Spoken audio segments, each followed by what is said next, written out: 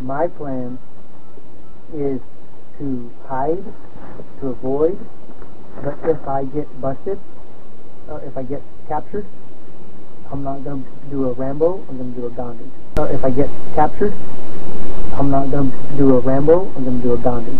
If I get captured, I'm not going to do a Rambo, I'm going to do a Gandhi.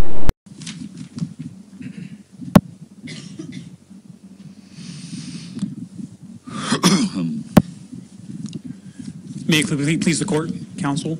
Stephen Skrocki for the U.S. Attorney's Office. I was lead counsel in the trial of Mr. Cox. I apologize for the weather this morning. I wish it was better for you. It's all your fault. You can't control the weather? Come on. No, we cannot, sir. The government could do everything. I guess we'll see. Your Honors, with respect to the questions that you asked, defense counsel, the primary issue here is not foreseeability of whether martial law would have occurred, or a Stalin-esque Solzhenitsyn type martial law would have occurred. It's what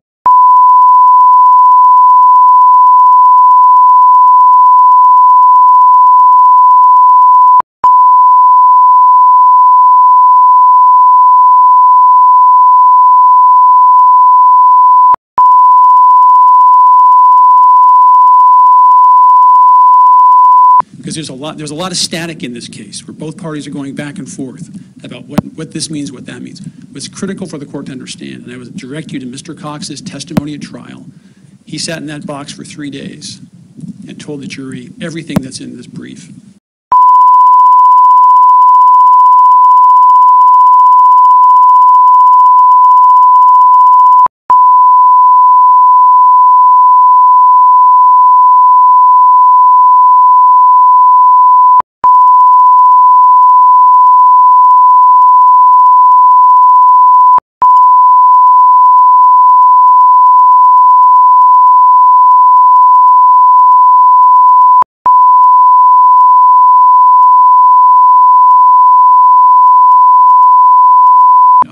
Yes, sir. I appreciate the overall view, but let's focus for a moment on the solicitation count. Isn't your opponent correct that under FIOLA the solicitation to commit murder just doesn't fly?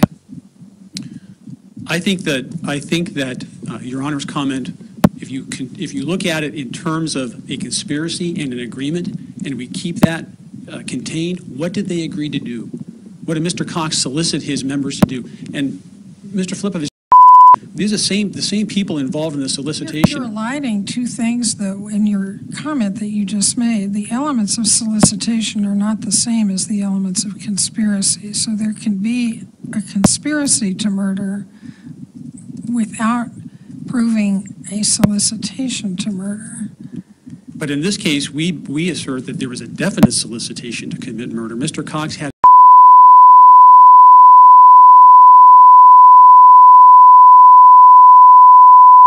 the fact that they did not show up and could not show up because they were fictitious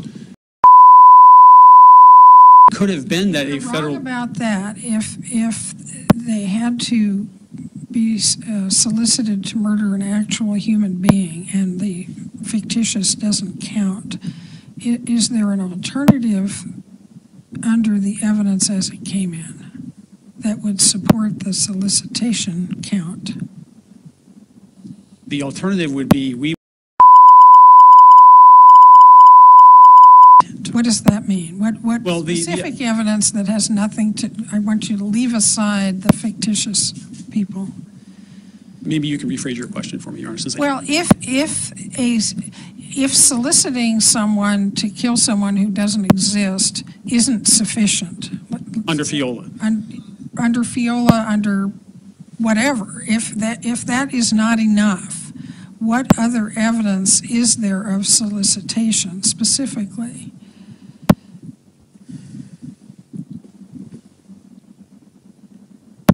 We would rely on the facts that Mr. Cox had.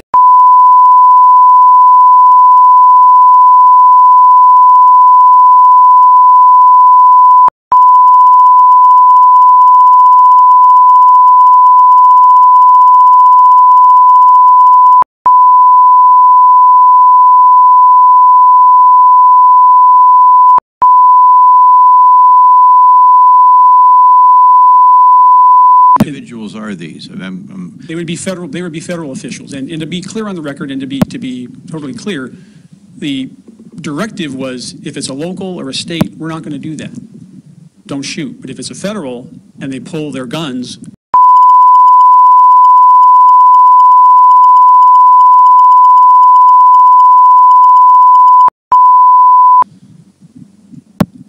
I really struggle with whether there's a sufficient amount of evidence on this solicitation count. I really do. I really struggle with that. What's your best argument that on that count there is sufficient evidence? That the court should examine what we call the whiteboards that one was taken out of Mr. Cox's home, which he wrote himself, which listed out what the participants were supposed to do at KGNP on that evening. And that was to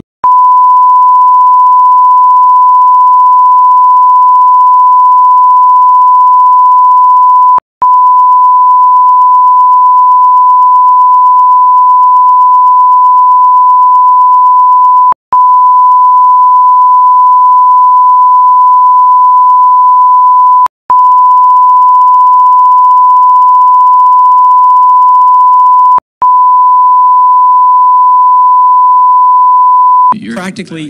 I get your point about some of the other aspects of the conspiracy, but can you cite me or the panel to any case that have facts analogous to this on the solicitation to commit murder? I think if we would have found it, we would have provided it to you, Your Honor. Exactly. There isn't any such case, is there? No. So you're effectively asking us either to make new law or conclude there's not sufficient evidence on this point, right? We would urge that the evidence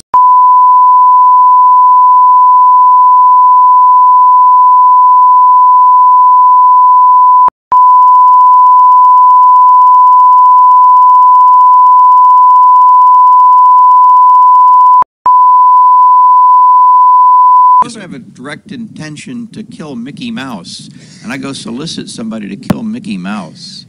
Well, there's no Mickey Mouse to kill. Can you still have a solicit? You can have a conspiracy that's impossible. Can you have a solicitation that's impossible? I haven't found a case that says you can. I mean, it isn't that's what I keep running up against. It seems so hypothetical, but. But the point is, the point is maybe the difference between Mickey Mouse and a federal officer is there are federal officers and they exist and they are real. Well, and I can understand why a conspiracy claim, because once you've launched a conspiracy, there is risk emanating from that. But solicitation suggests you've got a specific target, and if there is no real target there, isn't that a problem? Your Honor, I don't think it takes it that far. I don't think it takes it that far that you need to have a real specific target. And I'm doing this by analogy that in the argument I made to Judge Bryan, Judge Bryan sat in this case for 5 weeks, 6 weeks, was that, again, I have to return to the conspiracy aspect of it. If you wanted to conspire to remove a nuclear weapon from an arsenal, this is exactly what I told him, it's a physical impossibility, most likely. You can get your bolt cutters, you can get a map, you can do all the things you want to do. And if it's a violation of federal law, you've conspired to do it. That doesn't mean it's not relevant and logical under the law. If it was Mickey Mouse, I would say you would have some grounds to be skeptical, but this was, and this may be a difficult decision for you, I can tell that. But I have a practical question about this. If we were to disagree with the government's position about solicitation, would there be any need to remand for resentencing if we upheld the conspiracy conviction? And I say that because I think the sentences were to run concurrently. that's correct. My understanding is they were to run concurrently. Okay. I apologize. I want to talk about the sufficiency of the evidence that Mr. Filipovich mentioned. And I want to point to really two exhibits which are really crystallize this entire case. And again, urge the court to, in the briefing, appellant asked the court really to focus on the beginning and the aspects of what happened in the beginning of this case. The court needs to look at the whole thing all the way up to the end, because the important part is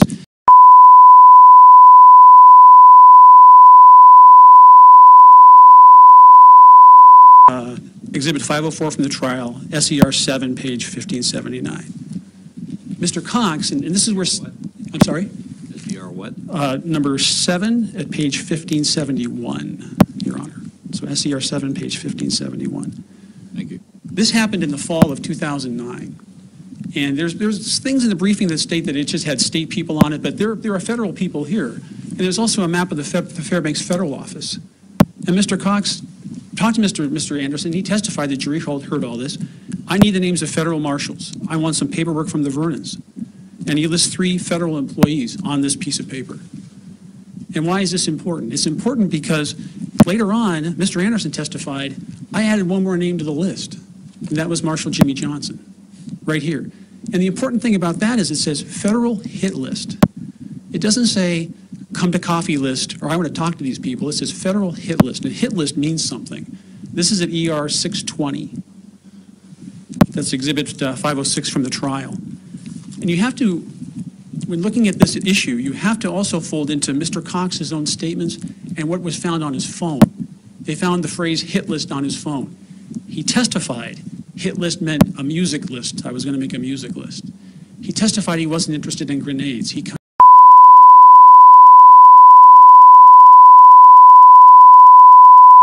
the most important thing is that at SCR 1605, Mr. Cox writes a press release that he's going to issue. And he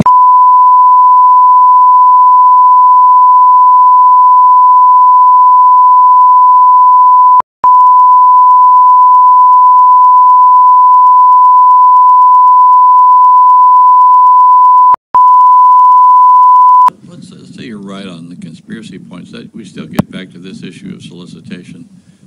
All you have said doesn't really change the FIOLA analysis and the sufficiency of the evidence on the solicitation count, does it? As a matter of law, it does not. Okay. I will concede that, Your Honor.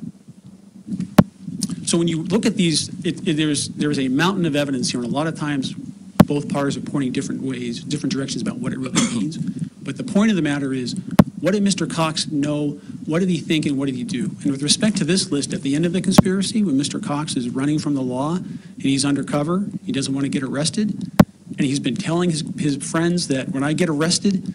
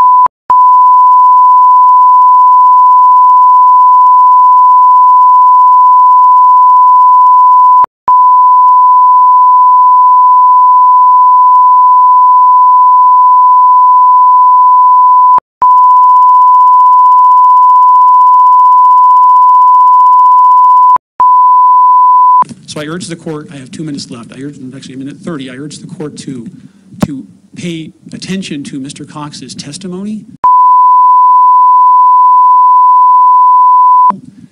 to pay attention to Agent Sutherland's interview of Mr. Cox, where Mr. Cox denied